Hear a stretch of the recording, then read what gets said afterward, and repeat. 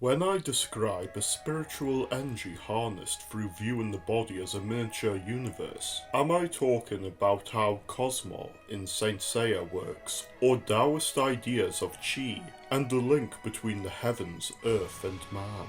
Beyond Cosmo's scientific framework of atomic manipulation being more clear-cut, there's barely any difference, and this shows how important Daoism is in understanding why many aspects of Saint Seiya's narrative work, especially with how our knowledge of atoms line up well with how Qi is described as what actively comprises all objects in the universe while being unseen to the human eye. This is apparent when many in the West misinterpret the way in which characters power up as plot conveniences, when understanding of how Taoists view Qi as well as their concept of Dunwu, or sudden enlightenment, which matches the internal epiphanies often made by its characters when raising their Cosmo in the middle of battle. This is the major difference between the narrative of Saint Seiya and other shonen created in the 80s, which draw explicitly on martial arts ideals rooted in Taoism.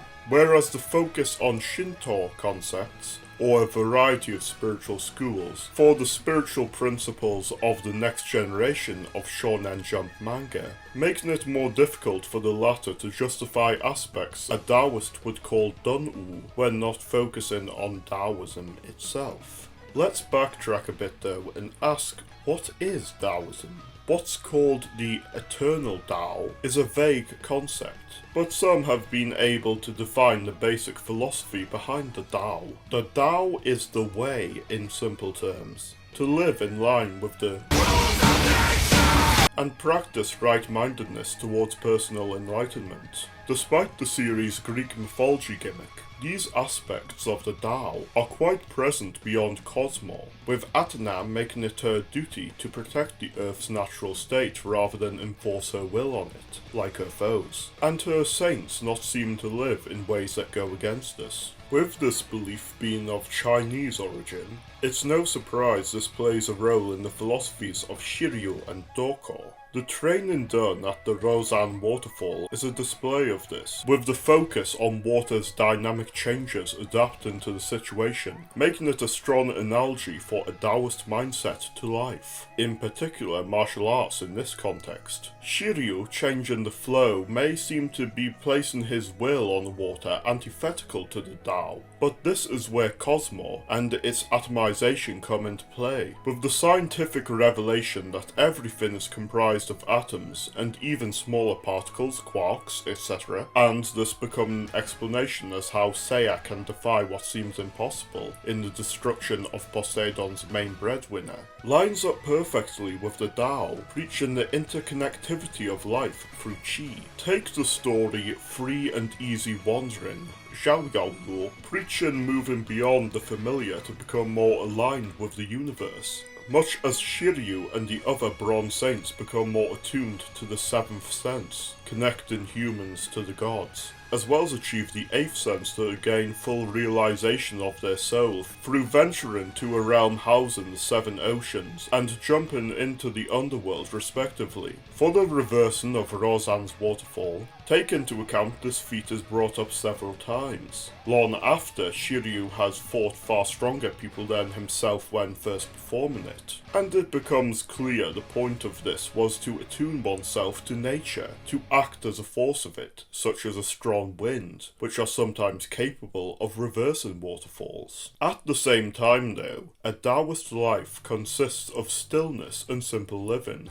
as we see with Dohko when under the guise of Roshi. His appearance and role of staying still to watch over the spectre soul sealed in the Five Peaks, and not moving unnecessarily regardless of the weather, clearly ties him to ideas of the perfected human, known as a Shanren, which are described in the Shanji texts as being unshaken by the violent changes in weather. The Shanren are immortals completely in line with the Tao, knowledge of which makes it no coincidence that the one closest to the typical Shanren ideas is the one to teach the Bronze Saints of the Eighth Sense to avoid death and their soul slavery within the underworld, and being one of the few gold saints to achieve this on their own. There's then the concept of Wu-wei, or action through inaction, that ties into the mention of a water's flow, with Dohko perfectly displaying this. The concept means to be active rather than passive, but not in a way driven by your ego and self-interest, which could lead to negative emotions such as anger, greed or jealousy. This is shown in volume 8 of the manga, with Shiryu taking the inaccurate interpretation of Wu-wei in living a passive lifestyle and doing so partially out of disdain for Saori, whereas Dohko chastises his relinquishing of his duties as a saint and advises Shiryu to essentially move beyond his ego to accept his destiny, or, in other words, find his place in line with the Tao. Wu-wei bleeds into the wider aspects of the series, with the concept also being tied to the phenomena of the flow state or being in the zone, a concept popularized internationally in Taoist-inspired martial arts, such as what was preached by Bruce Lee, and with many old Chinese stories displaying this through many trades, such as expert chefs capable of naturally cutting oxen with no damage to the knife through their natural flow. Some of my audience will immediately think of Ultra Instinct from Dragon Ball, though a deeper example of this present in Saint Seiya is the seventh sense. It is described as a state achieved through experience rather than active training, in a Dun-u manner, such as how the Tao and the Hindu Bhagavad Gita teach that the efforts to become better in a materialistic sense draw one further from feeling the flow of life, though encourage diligence in one's internal cultivation, such as the honing of reflexes, much as the saints must train to refine their cosmo, regardless of how powerful it naturally is. A mainstream example of this can be seen in Star Wars, with Qui-Gon Jinn's adherence to the living force. The seventh sense being an enlightened consciousness that humans naturally lost over time as they went further away from the gods they were modelled after, is much like how Taoists say that humans were naturally capable of feats such as flight, before ego-driven desires clouding their minds caused them to lose these abilities. Again, not only a tie to Dragon Ball's ideas, but Saint Seiya too, in several users of the seventh sense presenting the ability of flight, as well as it being at the point users of it such as the Gold Saints appear, that incredibly overpowered abilities the series is famous for truly become commonplace. These differences in the student and master line up with the animal symbolism attached to them. As the dragon saint tutored in China, the Chinese dragon, or Lon, is obviously associated with Shiryu, and shows its more recognizable traits in things such as the ascending to greater heights like a dragon, taken very literally with its self-destructive pinnacle in the Rozan Koryuha. It has more depth to it though when considering how Lon are used in Daoism and Taoist martial arts, as an allegory for self-cultivation through Qigong, and its idea that everyone has an internal dragon of pure energy they cultivate throughout their life. As you may be aware if you've also watched my Dragon Ball analyses, Shiryu's use of the Rozan Shoryuha is a testament to his cultivation, with the destructive nature of the Koryuha displaying the incomplete cultivation journey, corrected through the use of the Rozan Hyakuryuha, the 100 dragons even capable of breaking Shion's crystal wall, representing vitality and chi so cultivated that they are not limited to the concept of dimensions. The dragon also represents the creative energy to accomplish a task, making it fitting that it's tied to the character most willing to use his energy and self-sacrifice towards his duty. Dohko also presents some tiger symbolism that makes this a classic opposing pair that symbolizes yin and yang, of which need to be perfectly balanced for one's cultivation, further presenting Dohko as the representation of the Shanren, displaying his tiger energy and being able to bring out his inner dragon. This helps show how Shiryu is the perfect symbolic successor to him, as the original meaning of yin and yang was to represent the cycle of the day, making the dark side of a hill bright and then dark again, a dragon succeeding a tiger.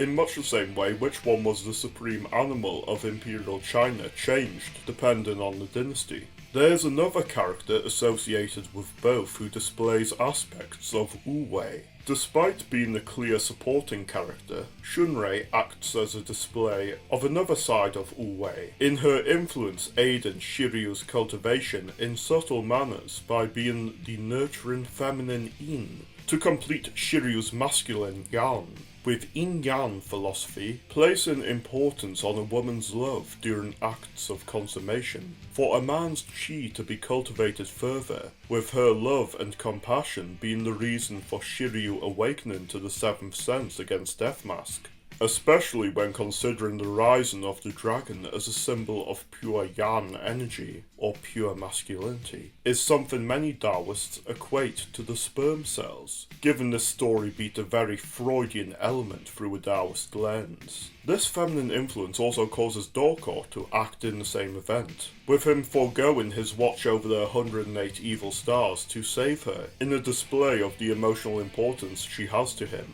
Obviously more as a daughter figure, providing a paternal nature to the Shanren's complete character, with the importance family values have on Daoism. Moving away from this pair, and on to broader concepts of the series, we turn back to what I said of Athena not enforcing her will on the earth. Her protection through Nike ties to this along with its own Greek role of victory, as this goddess of victory favouring Athena and her saints is essentially the same as saying the universe favours those in line with the Tao. This talk of the boons given to the saints also ties into the god cloths, which line up with what Taoism taught of the divine, with religious Taoism presenting an idea rare in many religions, that one can ascend to godhood through the cultivation of their chi, when aligning with the Tao, as with Lao Tzu, which is why manga and anime such as Saint Seiya and Dragon Ball make the idea of ascending to godhood a natural part of their story. And if want to see an analysis going more in depth on Taoist ascension,